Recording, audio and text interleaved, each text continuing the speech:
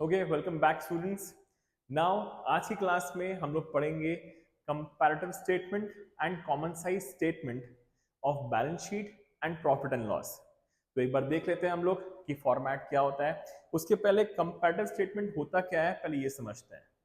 Comparative statement जैसे कि नाम बोल रहा है कंपैरिजन, हम लोग को कंपेयर करना होता है बैलेंस शीट के आइटम्स को with the previous year items. That is, suppose एक आइटम है हमारे पास शेयर कैपिटल, पिछले साल वो था सपोज 2 lakhs, अब वो बढ़कर हो गया है 5 lakhs। तो बस इन्हीं सब चीजों का कंपैरिजन करते हैं हम लोग कंपैरेटिव स्टेटमेंट में। तो स्टार्ट करते हैं कंपैरेटिव स्टेटमेंट के फॉर्मेट से। तो यहां पे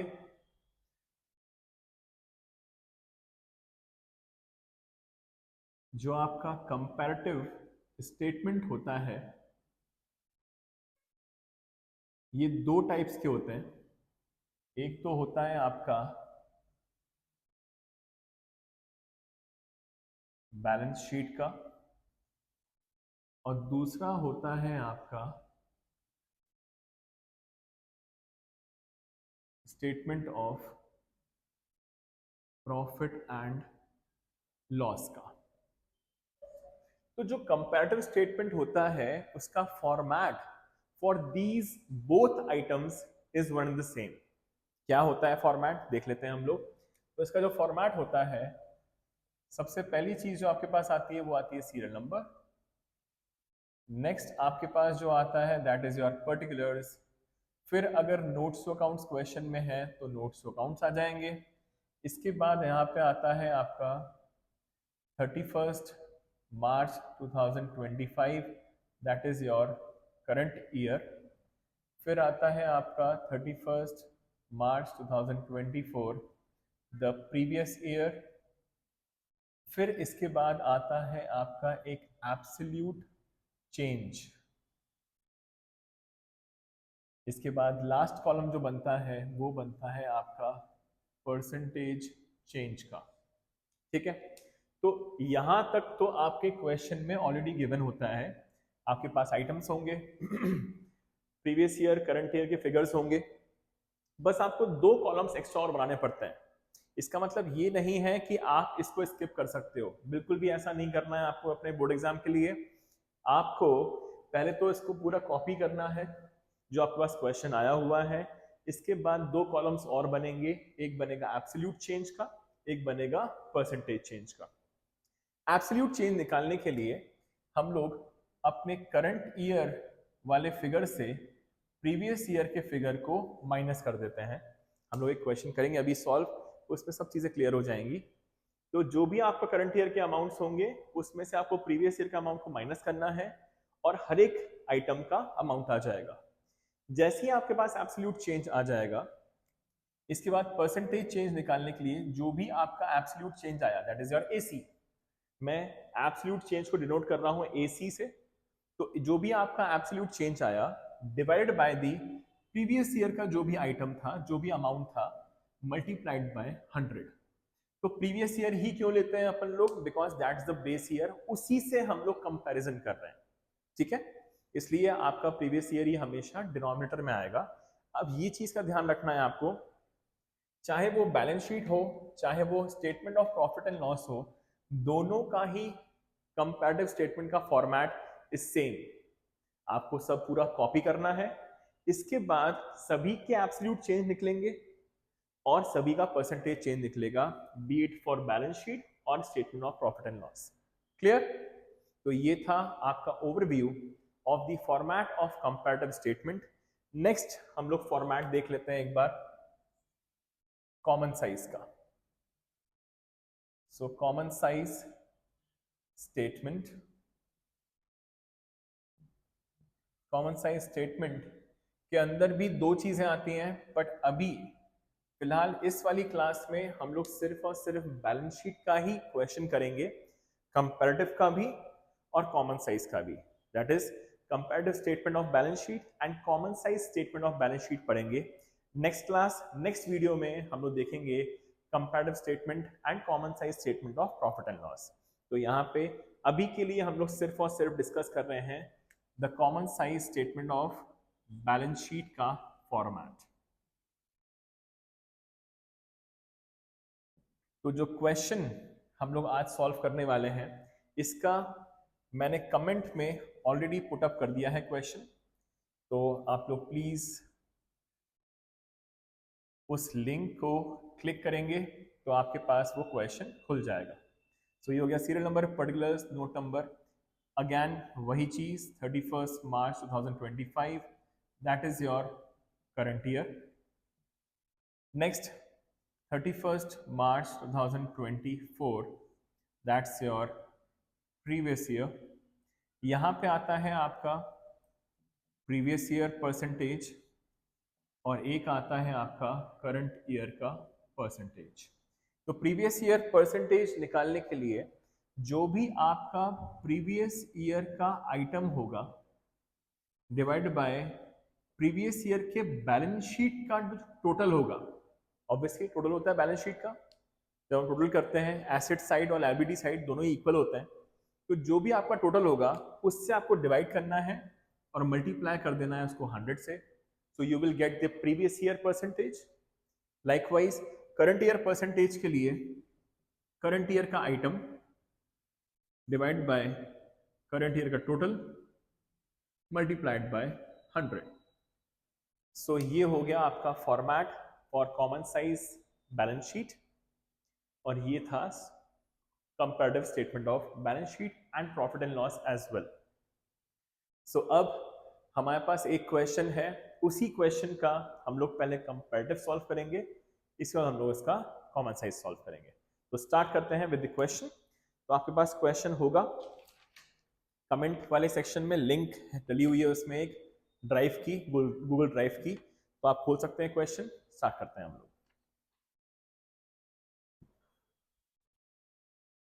Okay, so let's make the format, that is comparative statement of balance sheet. Comparative statement of balance sheet. तो इसका जो फॉर्मेट आपको मैंने बताया जस्ट अभी, वो होता है सीरियल नंबर, फिर आता है आपके पास एक कॉलम पर्टिकुलर्स का, फिर नोट नंबर। एज सच जो हमारा क्वेश्चन है उसमें नोट नंबर की रिक्वायरमेंट है नहीं, ब्लैंक छूटा हुआ है तो लिखेंगे नहीं हम लोग। फिर आएगा आपका यहाँ पे current year, that is 31/3/25, then it's your 31/3/24 the previous year। फिर आएगा आपका एब्सोल्यूट चेंज, एब्सोल्यूट चेंज, फिर आएगा आपका एक परसेंटेज चेंज का कॉलम। सो ये हो गया आपका format of comparative statement of balance sheet. ठीक है, स्टार्ट करते हैं। सबसे पहली चीज, जैसे कि आपको बताया मैंने, आपको पूरा का पूरा क्वेश्चन ही कॉपी करना होता है। सो स्टार्ट करते जाएंगे और सॉल्व भी करते जाएंगे हम लोग। सो यहाँ पे सबसे पहले Roman number 1 is your equity and liabilities. इसके बाद दिया हुआ है number 1 share holders fund. Share holders fund के अंदर ए है आपके पास शेयर कैपिटल। शेयर कैपिटल की अमाउंट की बात करें तो ये गिवन है आपको करंट ईयर का 5 लाख और प्रीवियस ईयर का गिवन है आपको 1 lakh.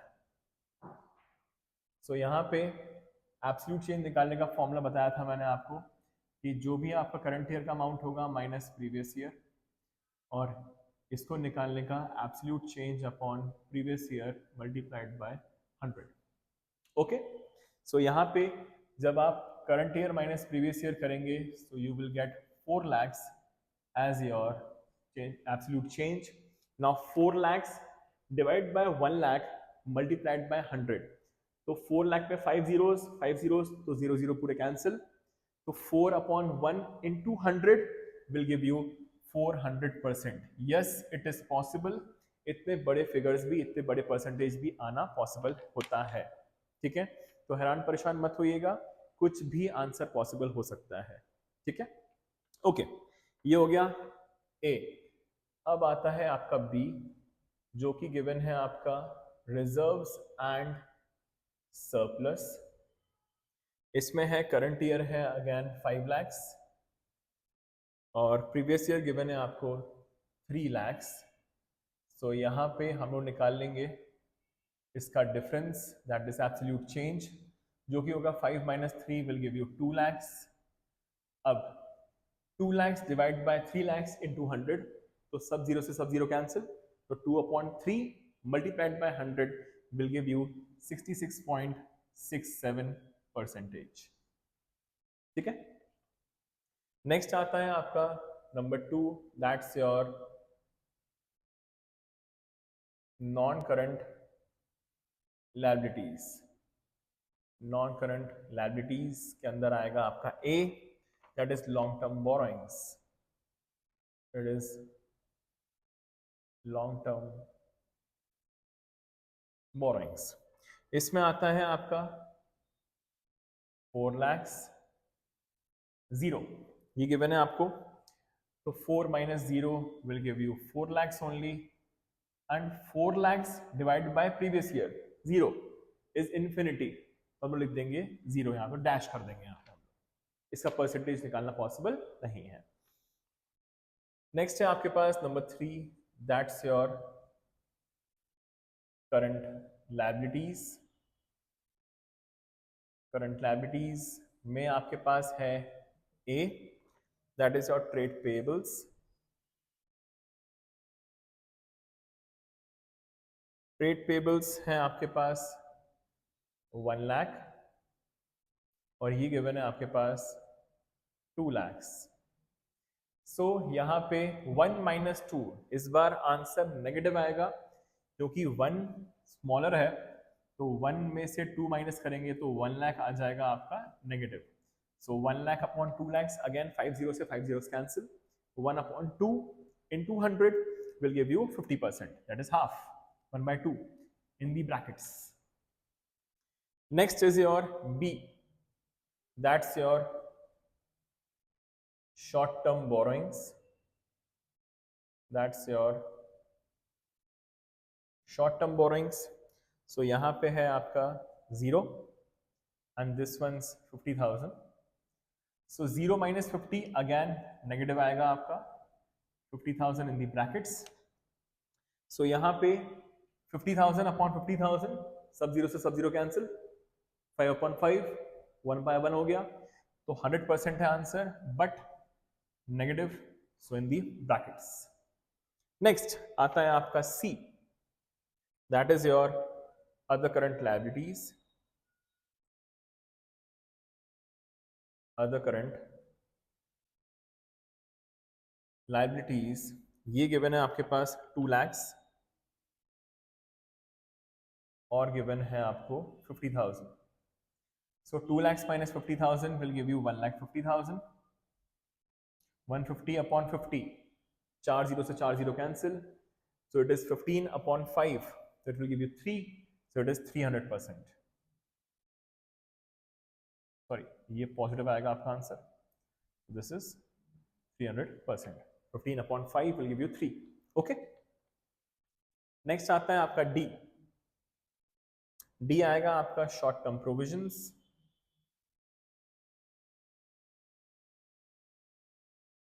Short term provisions given है आपके पास 3 lakhs एंड 3 lakhs अगेन। सो यहाँ पे 3 minus 3 will give you 0। So 0/3 lakhs again dash, ये पॉसिबल नहीं है। Last is your total. Total कर लेते हैं हम लोग इसका। टोटल में आपके पास जो क्वेश्चन में गिवन है total, that is 20 lakhs given है आपको करंट ईयर का, और 10 lakhs गिवन है आपको प्रीवियस ईयर का। सो 20, अच्छा यहाँ पे याद रखिएगा आपको इन सब का टोटल नहीं करना है, आपको नॉर्मली इनका ही डिफरेंस निकालना है। So this will give you 20 minus 10, that is 10 lakhs। 10/10, 10/10 is 1 multiplied by 100 will give you 100%। So ये खत्म हो गया आपका लायबिलिटीज वाला सेक्शन। अब आते हैं हम लोग अपने एसेट्स वाले सेक्शन पे। तो यहाँ पे again the format, so this is serial number, particulars 31/3/25, 31/3/24, then it's your absolute change, and the last one is your percentage change. ये रहे आपके आइटम्स, दैट इज कॉलम्स। यहाँ पे अगेन वही current year minus previous year, फिर absolute change upon previous year into 100। देखिए ये vertical ही बन रहा है, मेरे पास नीचे स्पेस नहीं है इसलिए मैं बगल में आ गया। आपको बनाना पूरा वर्टिकल फॉर्मेट ही है। ओके ठीक है, चलो अब आते हैं एसेट्स पे। सो यहाँ पे it is Roman number 2, your assets. Roman number 2 है आपका, यहाँ पे एसेट्स गिवन है आपके पास, के अंदर आएगा number 1 is your non current assets, के अंदर गिवन है आपके पास property plant and equipment and intangible assets. तो ये आ गया आपका प्रॉपर्टी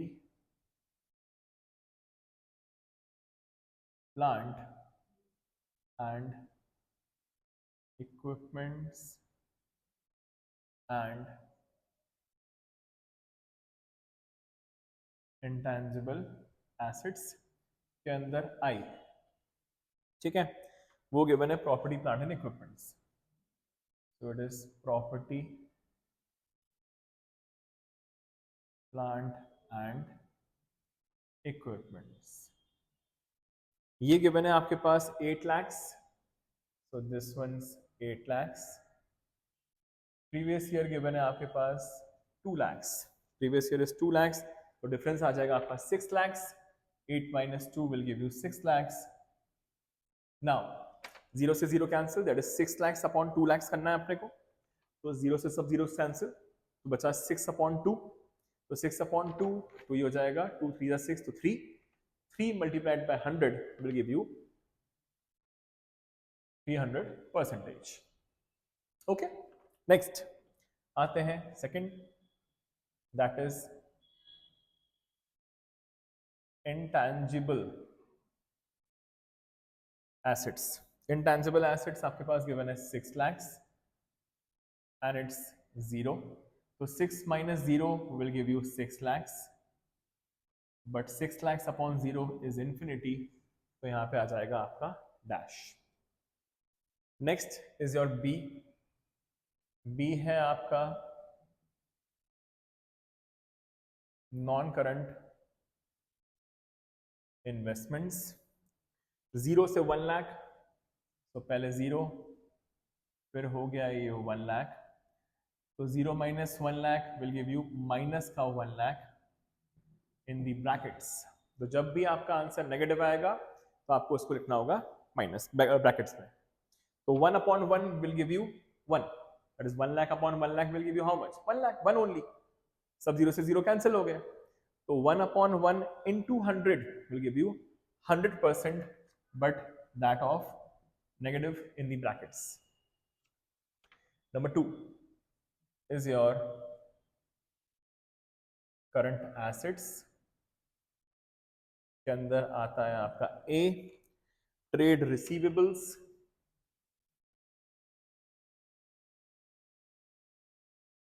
ट्रेड रिसीवेबल्स 3 lakhs था आपके पास, तो ये आ गया आपका 3 lakhs, फिर आ गया आपका 2,50,000, तो डिफरेंस निकालेंगे 3 lakhs minus 2,50,000 will give you 50,000, positive का ही 50 upon 2,50,000, so this will give you 4 से 4 zeros cancel, 5 upon 25, 1 upon 5, okay, that is 5 के डब्ल्यू में 25 आता है, 5 जा तो 1/5, तो it will be 100/5 will give you 20%.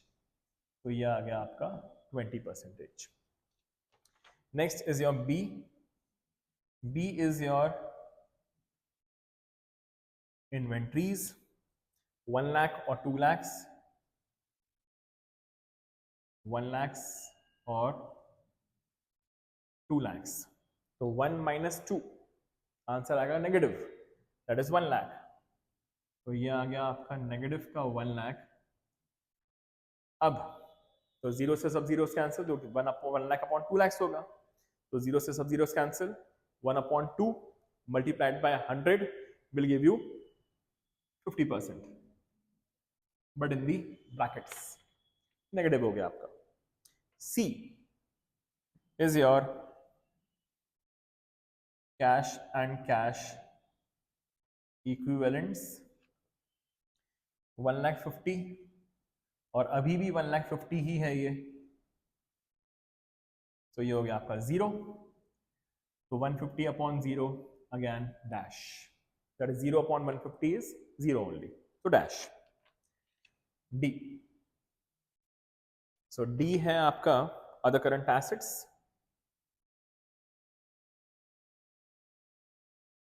D is your other current assets 50,000 और ये आ गया आपका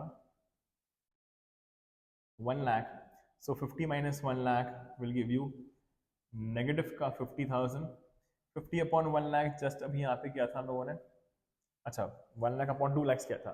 सो 50,000 अपॉन 1 lakh, तो 40 से 40 कैंसिल, 5/10, तो 1/2, इट इज हाफ. हाफ मतलब 50% अगेन इन दी ब्रैकेट्स. इसके बाद लास्ट है आपका टोटल. टोटल इसका गिवन था आपको 20 lakhs और इसका टोटल था आपका 10 lakhs. तो डिफरेंस आ गया आपका 10 lakhs. 20 minus 10, so 10 lakhs upon 10 lakhs will give you 1 into 100 is 100%. So with this we have completed the comparative statement of balance sheet as a whole. तो अब अगर यहाँ तक क्लियर है आपको, तो अब हम लोग नेक्स्ट क्लास में, क्योंकि ये काफ़ी बड़ी लंबी क्लास हो गई है हमारी कंपैरेटिव बैलेंस शीट की है अकेली, तो नेक्स्ट क्लास में हम लोग सीखेंगे common size statement of balance sheet. मिलते हैं नेक्स्ट क्लास में.